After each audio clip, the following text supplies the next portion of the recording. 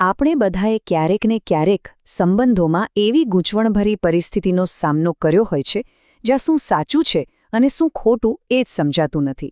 આજે આપણે એવી જ એક છુપી રમત એટલે કે નાર્સિસિસ્ટિક મેન્યુપ્યુલેશન વિશે વાત કરવાના છીએ.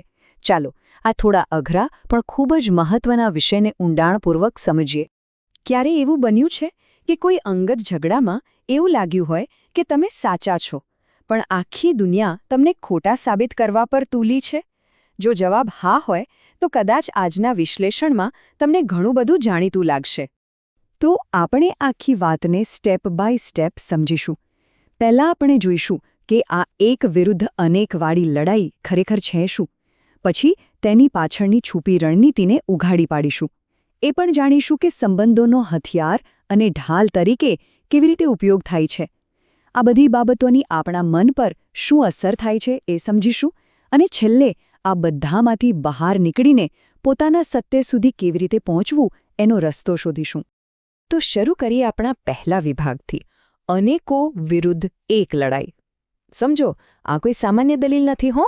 આ એવી પરિસ્થિતિ છે જ્યાં તમારો મતભેદ તો કોઈ એક જ વ્યક્તિ સાથે હોય છે, પણ અચાનક તમને ખબર પડે કે એમના મિત્રો, પરિવાર, એમની આખી ફોજ તમારી સામે આવીને ઊભી છે. ચાલો આ ફિલિંગને થોડી વધુ નજીકથી જોઈએ. આ અનુભવ છે ને એ બહુ જ ઓવરવેલ્મિંગ હોય છે.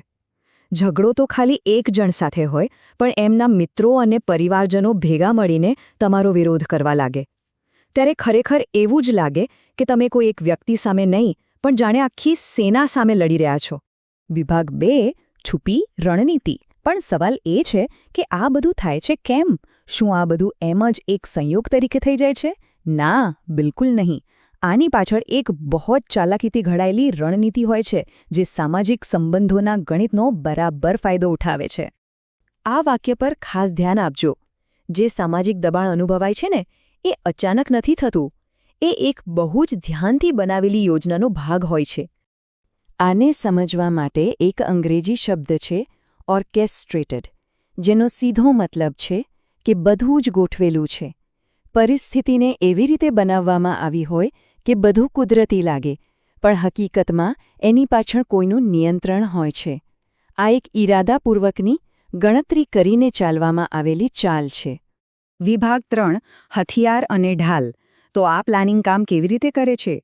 અહીંયા જ ખરી રમત શરૂ થાય છે. જે મેનિપ્યુલેટર હોય છે એ બહુ ચતુરાઈથી સંબંધોને જ પોતાના શસ્ત્રો બનાવી દે છે. અમુક લોકો એમના માટે હથિયાર બની જાય છે તો અમુક લોકો ઢાલ. ચલો આ ડબલ ગેમને બારીકાઈથી સમજીએ.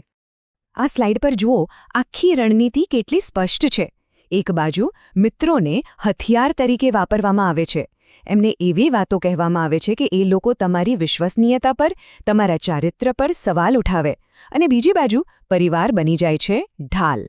એ લોકો મેનિપ્યુલેટરને દરેક જવાબદારીમાંથી બચાવે છે અને એ પીડિત છે એ વાતને વધુ મજબૂત કરે છે. જેમ કે મિત્રોને જઈને એવી વાર્તા કહેવામાં આવે છે જેમાં તમને જ વિલન તરીકે બતાવવામાં આવે. આ વાક્ય એનું જ એક ઉદાહરણ છે. આવું સાંભળીને મિત્રો તો સ્વાભાવિક રીતે જ પોતાના દોસ્તનો પક્ષ લેવા માટે તૈયાર થઈ જશે. અને પરિવારને એમને એકદમ અલગ સ્ટોરી સંભળાવવામાં આવે છે. એમને એમ કહેવામાં આવે છે કે અમે તો એમને બહુ પ્રેમ કરીએ છીએ, પણ અમને એમની ચિંતા થાય છે. આનાથી પરિવારને લાગે છે કે તેઓ કોઈને બચાવી રહ્યા છે અને એ લોકો સવાલ જવાબ કર્યા વગર જ રક્ષણાત્મક બની જાય છે. વિભાગ 4, મનોવૈજ્ઞાનિક અસર. સારું, આપણે આખી ગેમ તો સમજી લીધી, પણ જે વ્યક્તિ આ બધું સહન કરી રહી છે એના મન પર આની શું અસર થતી રહેશે? જ્યારે તમારું આખું સોશિયલ સર્કલ તમારી વિરુદ્ધ થઈ જાય ત્યારે સત્ય અને લોકોના અભિપ્રાય વચ્ચેની એક લડાઈ તમારા મનની અંદર શરૂ થઈ જાય છે. આનો મનોવૈજ્ઞાનિક બોજ બહુ જ ભારે હોય છે. અંદરથી માણસ તૂટી જાય છે. સૌથી પહેલાં તો પોતાના પર જ શંકા થવા લાગે છે. પછી મૂંઝવણ અને એકલતા ઘેરી વળે છે. અને જ્યારે આટલા બધા લોકો એકી સાથે તમને ખોટા કહે ત્યારે મનમાં એક વિચાર ચોક્કસ આવે કે કદાચ ભૂલ મારી જ હશે. પણ એક વાત ગાંઠ બાંધી લેજો, લોકપ્રિયતા એ નિર્દોષતાનો પુરાવો નથી. ખાલી કોઈની સાથે ભીડ છે એનો મતલબ એ નથી કે સત્ય પણ એમની જ સાથે છે. લોકો શું માને છે અને હકીકત શું છે એ બે અલગ અલગ વસ્તુઓ હોઈ શકે છે. તો હવે સવાલ એ છે કે આ ચક્રવ્યૂહમાંથી બહાર કેવી રીતે નીકળવું? જવાબ બીજાને ખોટા સાબિત કરવામાં નથી, પણ પોતાની અંદર સ્પષ્ટતા મેળવવામાં છે.